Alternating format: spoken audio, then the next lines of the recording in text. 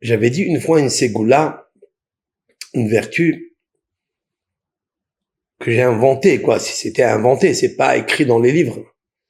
Mais elle fonctionne tellement pour le Shabbat. C'est que vous savez très bien qu'il y a les 7 fruits d'Israël.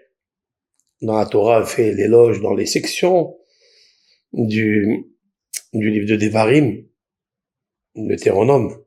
Et Moshe Rabbeinu, à un certain moment, il cite les 7 fruits. Eretz, Hita, Seora, Gefen, Te'ena, Verimon, Eretz, Zet, Shemen, Udvash.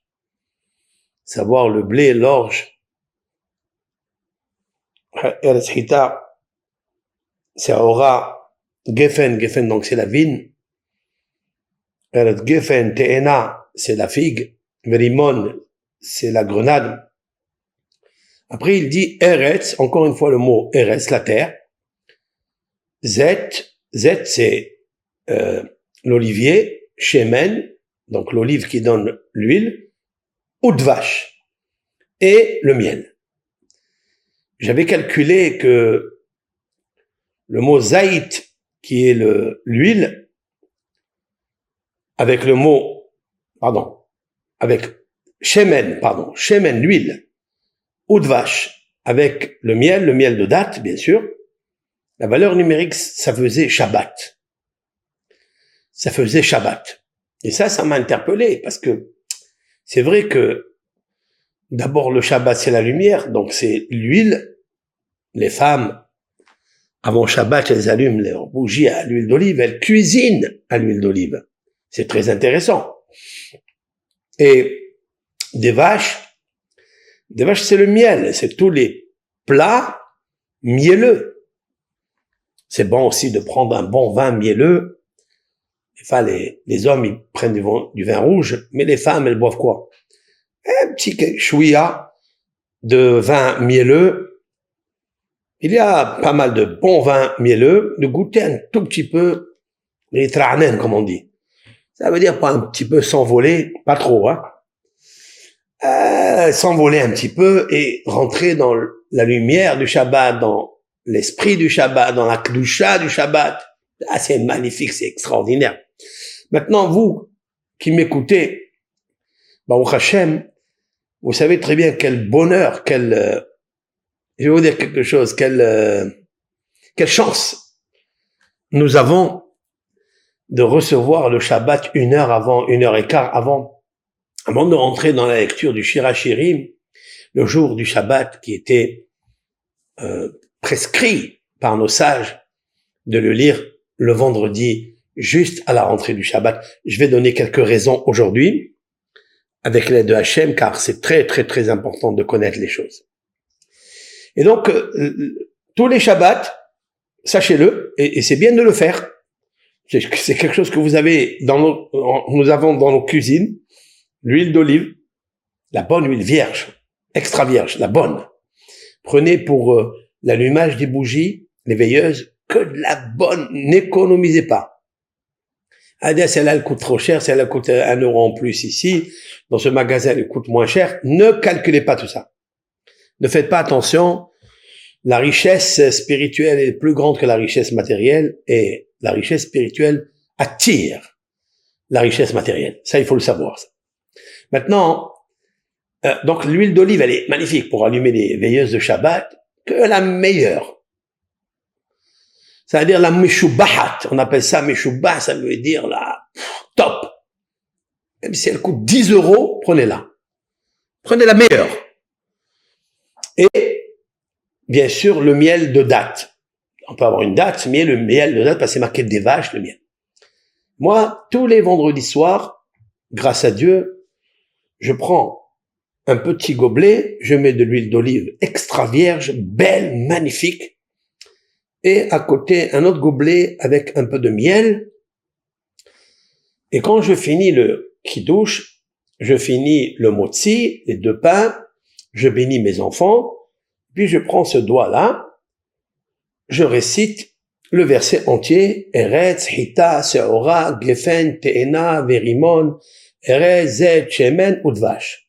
Vous avez vu, j'ai compté avec les doigts, j'ai fait exprès, parce qu'il y a 10 mots dans ce verset. 10 mots. Donc ce sont les 10 doigts de la main. Nous travaillons avec les 10 doigts de la main pour arriver à avoir le pain, à avoir le miel, à avoir l'huile.